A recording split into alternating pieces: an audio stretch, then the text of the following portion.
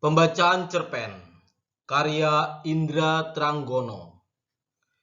Lagu Malam Seekor Anjing. Aku sempat melihat ekor gerakan sesosok bayangan melintas di samping rumah.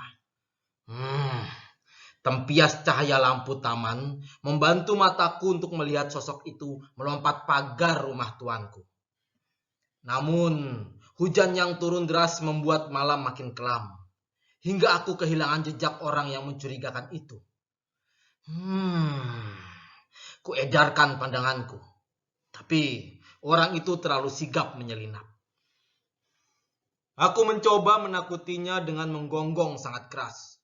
Kuharap orang itu panik dan kabur dengan sendirinya. Tapi aku kecewa. Beberapa gonggongan panjang yang kulepas tak mendapatkan reaksi apa-apa. Malam tetap terbungkus kesunyian, dan aku merasa menggigil sendirian. Jejak berdebah itu tak kulihat lagi. Aku pun bergidik. Bayangan kengerian mengepungku. Orang itu menjerat dengan kawat baja dan mengantarkan tubuhku di penjual tongseng, seperti ratusan bahkan ribuan kawan-kawanku.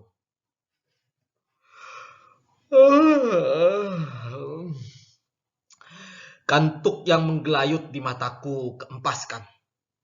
Tatapan mataku terus kebelalakan. Begitu orang itu tampak, akan langsung kuterkam. Gigi dan taringku rasanya sudah tidak sabar mengoyak urat nadi di lehernya. Awas, waspadalah hai berdebah. Aku menggonggong lagi, sangat keras.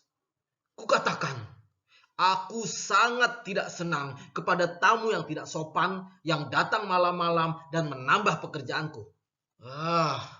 Semestinya aku sudah tidur. Bermimpi bisa bertemu dengan Molly. Anjing tetangga yang lama aku taksir itu. Aku sangat ingin bercinta dengannya dalam mimpiku malam ini. Tapi cita-cita itu telah digugurkan oleh orang yang tidak tahu diri itu. Dasar tidak manusiawi. Mendadak, ku dengar sebuah benda jatuh di depanku. Ku amati. Ternyata segumpal daging sapi segar. Aku sangat hafal baunya. Tuanku setiap pagi dan sore memberiku daging seperti itu.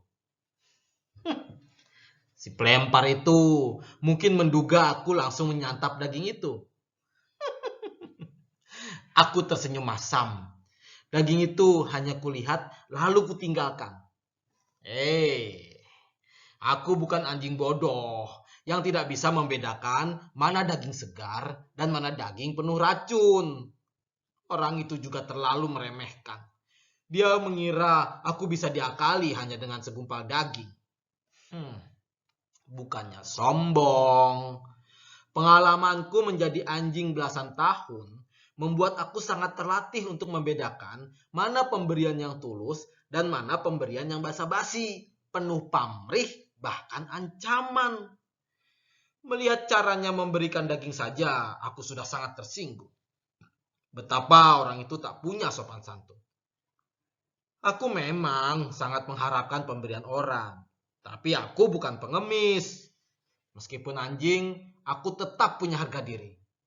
Martabat anjing harus kujunjung tinggi. Mungkin orang itu kecewa melihat aku acuh tak acuh. Tapi dia tidak menyerah. Ini usaha yang sangat kuhargai. Ia melempar lagi segumpal daging. Kali ini lebih besar. Namun, aku hanya menatapnya sebentar, lalu berlalu. Aku memang sengaja mengaduk-aduk perasaannya, biar dia kecewa dan mengurungkan niat buruknya untuk mencuri. Sengaja aku pakai cara yang lebih manusiawi agar tidak jatuh korban. Aku tak ingin lagi melihat ada maling babak belur, bahkan mati dihajar massa gara-gara tertangkap. Aku sangat sedih dengan nasib manusia yang celaka itu. Meskipun hal itu membuat aku bersyukur, Ternyata menjadi anjing seperti aku jauh lebih beruntung daripada menjadi orang miskin. Sungguh, aku mensyukuri rahmat ini. Lama tak ada reaksi. Aku menduga orang itu kecewa, lalu pergi begitu saja. Diam-diam aku pun bersyukur. Malam ini ada orang telah mengurungkan niat jahatnya. Bagiku, ini sebuah prestasi. Meskipun aku ini hanya anjing, binatang yang sering dicerca dan dinistakan, aku toh masih punya niat baik.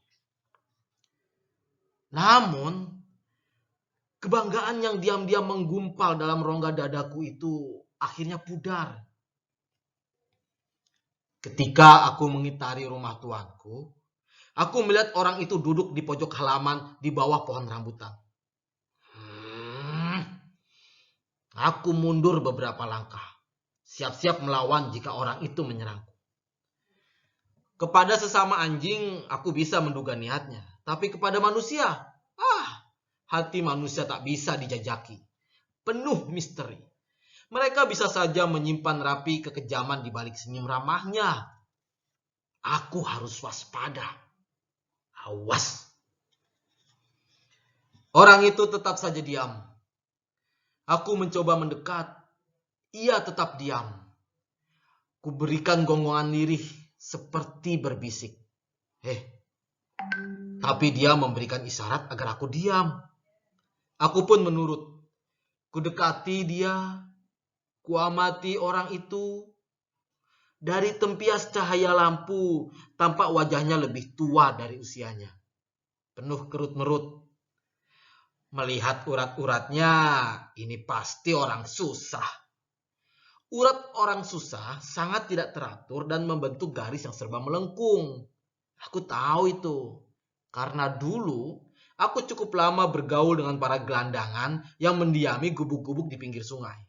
Sebelum aku dipungut sebagai anjing piaraan tuanku. Ya Tuhan, dia menangis. Baru kali ini kulihat ada calon maling begitu cengeng. Tapi sebentar. Tangisnya sangat dalam. Ya, sangat dalam. Dan tanpa sadar, aku jadi terharu.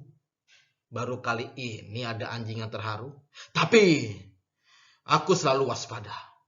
Siapa tahu itu tangis buaya. Bisa saja diam-diam ia menyimpan pisau dan siap dihujamkan di perutku. Maka ku ambil jarak beberapa depa. Kulihat apa reaksi selanjutnya.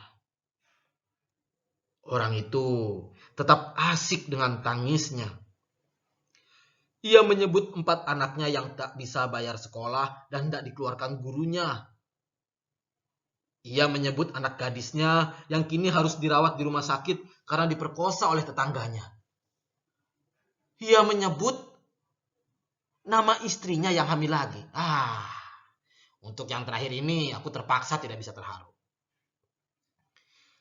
Semula kupikir dia sengaja menjual iba kepadaku.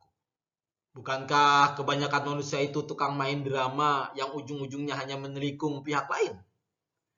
Tapi sebagai anjing yang terbiasa membedakan mana yang tulus dan mana yang basa-basi, aku berani menyimpulkan bahwa kesedihan orang ini cukup meyakinkan.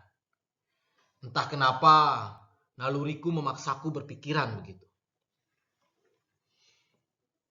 Aku pun mulai menimbang-nimbang untuk memberikan kebebasan orang ini bisa masuk rumah tuanku. Ya, mengambil sedikit barang-barang agar tangis anak istrinya berhenti. Kukibaskan ekorku mengenai kakinya. Dia memandangku. Kulihat sumur penderitaan yang begitu dalam dan gelap. Tangannya mengelus-ngelus kepalaku. Kubalas sentuhan itu dengan kibasan ekorku yang menyentuh kakinya. Rupanya ia tanggap. Pelan-pelan bangkit. Menyiapkan berbagai peralatan.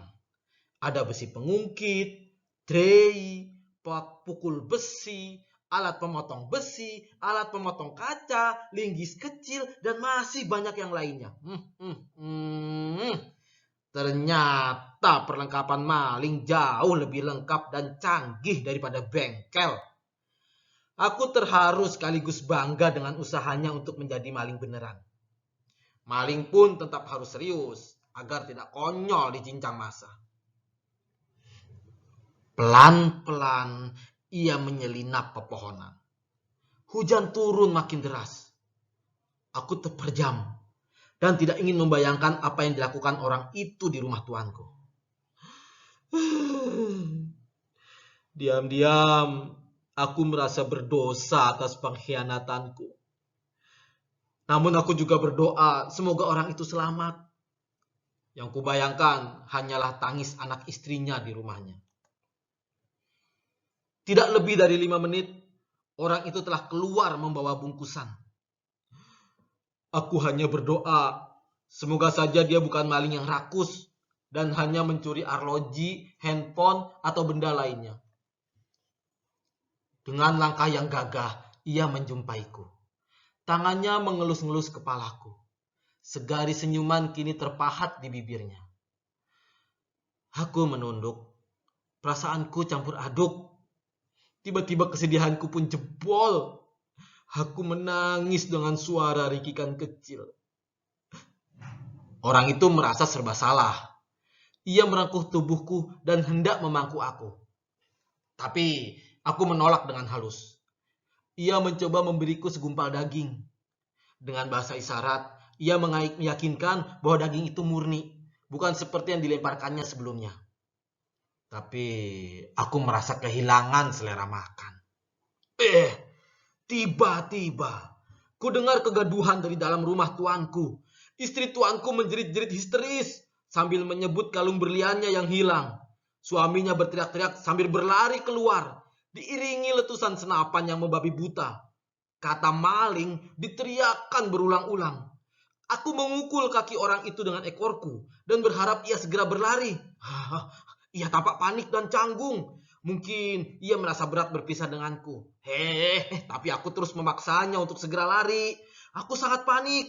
Kulihat tuanku berlari makin mendekati tempat pertemuan kami. Senapannya terus menyalak. Aneh, maling itu tetap diam.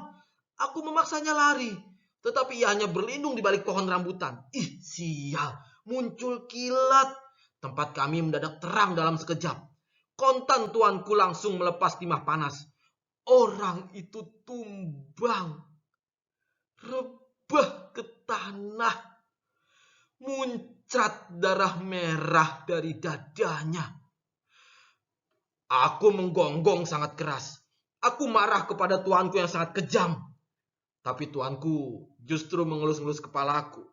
Dia merasa bangga punya anjing piaraan yang telah menyelamatkan hartanya dari jarahan maling malang itu. Aku menggonggong makin keras, hingga orang-orang pun keluar rumah. Mereka mengeluh-ngeluhkan aku. Hampir tak ada yang peduli dengan mayat maling malang itu yang membujur kaku. Mata maling itu tetap saja melotot, seperti menatapku. Terus menatapku. Aku masih mendengar tangisnya. Tangis anak dan istrinya. Tangis itu sangat panjang dan dalam. Penuh kesunyian.